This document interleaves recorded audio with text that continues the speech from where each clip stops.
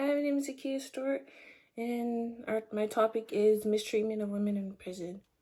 Rachel Bellison is currently in a great marriage, but used to be in an abusive one. Her ex-husband, Jacob, had a very bad domestic background. They had 2 kids together, and while on a call with him, Jacob had told Rachel that he was going to beat the gay out of one of their sons because he was worried about his sexual orientation. So worried for her son's life, she went to go get Jacob to go get her son.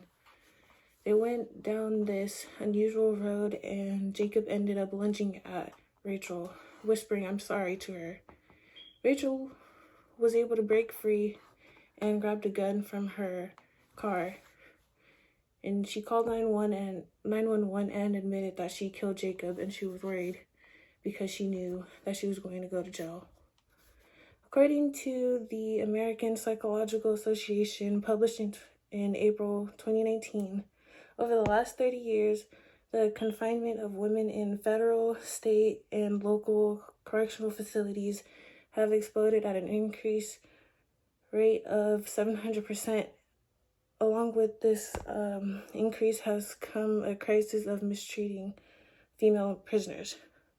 Today we are going to learn why there should be action taken for mistreatment in women for prison. We will look at the problem, the effects, and solution. We have a serious problem: the mistreatment of women in prison. According to the crime report, a page called "The Trauma of Women in Prison" by Nancy Bellew, published October 8, 2020, talks of women's past trauma, stating that women bring their past trauma into prison and experience the similar abuse, violence, and trauma there.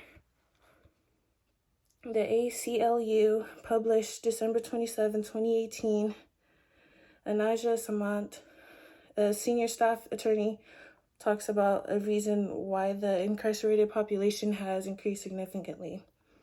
The increased criminalization of poverty at the local level means that jurisdictions across the country are throwing women in jail simply because they cannot afford to pay government fines and fees, and because they cannot afford bail.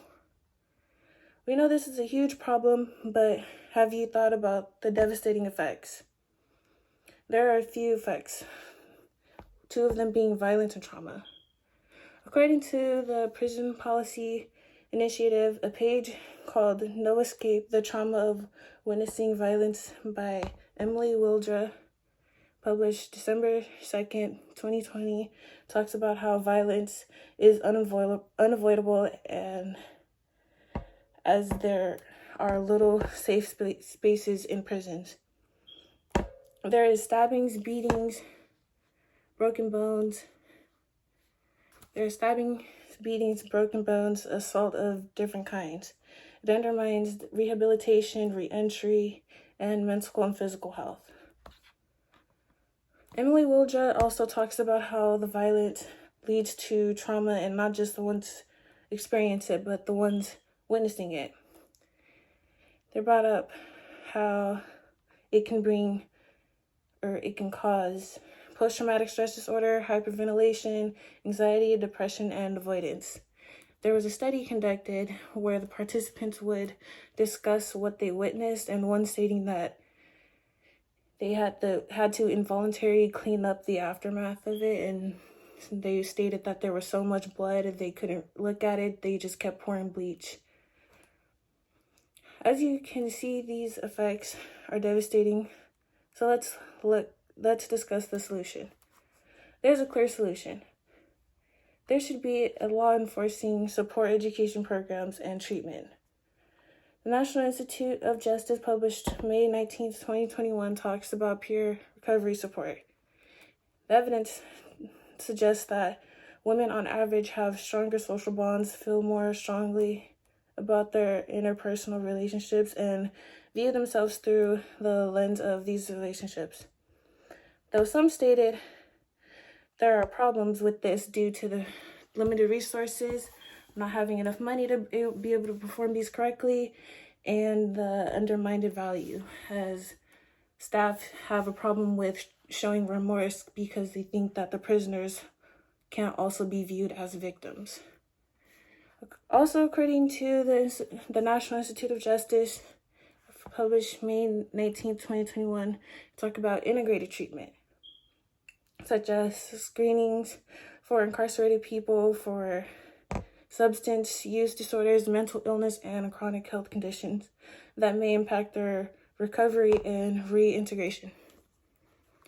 Today, we learned why there should be action taken for mistreatment in prison for women. We looked at the problem, the effects, and the solution.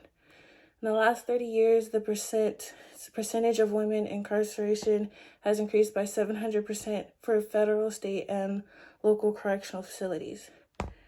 Rachel was the exception that proves the law. A Montana judge dismissed her deliberate homicide charges with prejudice, meaning she cannot be prosecuted for murder in connection with Jacob's death in the future.